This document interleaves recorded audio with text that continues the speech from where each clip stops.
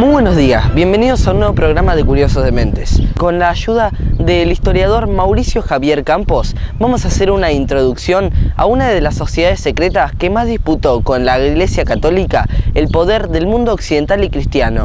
Esta sociedad, que se denomina masonería, tuvo un impacto en lo político, cultural y social dentro de la ciudad de Tandil.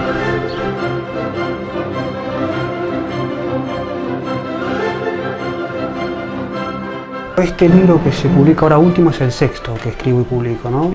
Todo esto viene movido por un montón de pasiones que se aunan en estos libros de investigación.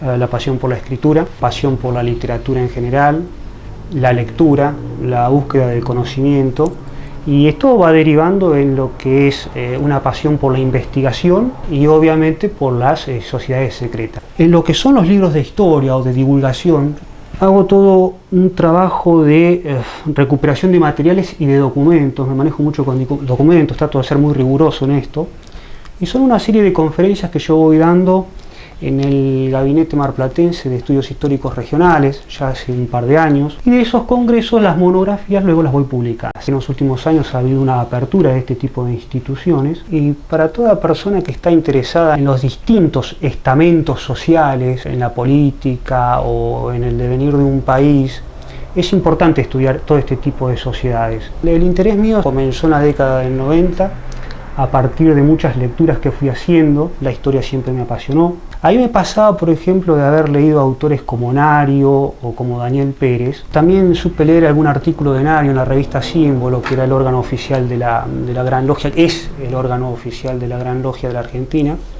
de libres y aceptados masones.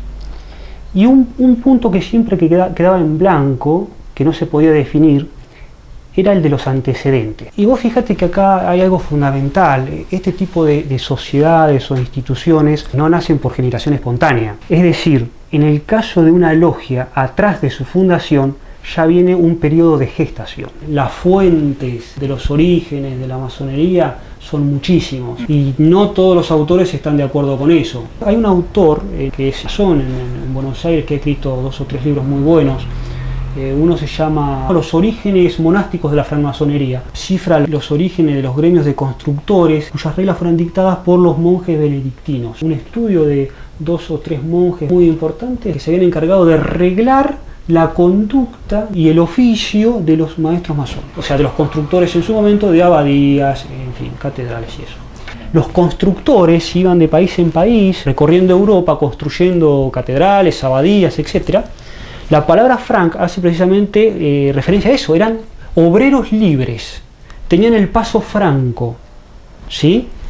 Y ni siquiera el poder temporal o el poder eclesial podía meterse mucho con los gremios, digamos, ¿no? Entonces, en un primer momento, eso les sirvió como una forma de defensa. Estos gremios también tenían su forma particular de enseñar el oficio, ¿sí? De maestros a aprendices.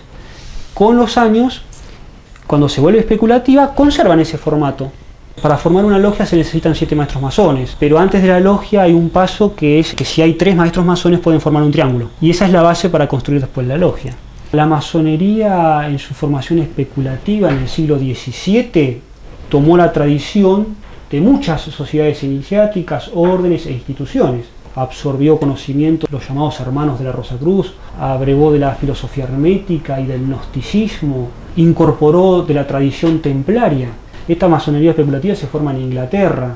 No nos olvidemos que, por ejemplo, cuando en 1312 el papado disuelve, junto con el rey de Francia, disuelve la orden de los templarios, ¿sí? Muchos de estos monjes caballeros, el lugar que encuentran de refugio es Escocia, con el rey Roberto Bruce. Luego mucha tradición templaria va a pasar a Inglaterra, también va a entrar a formar parte de los grados filosóficos de la tradición masónica, ¿no? Cuando en 1307 es ejecutado William Wallace, ya asume un papel mucho más protagónico Roberto Bruce. Cuando ella se afianza como rey de Escocia, no se soslaya la posibilidad de que hayan tenido una gran ayuda de los caballeros templarios. Los constructores operativos, en el siglo XVII, se vuelve una masonería más especulativa, con participación de miembros rosacruces como Elias Ashmore y los miembros que estaban nucleados en la Sociedad Real de Inglaterra.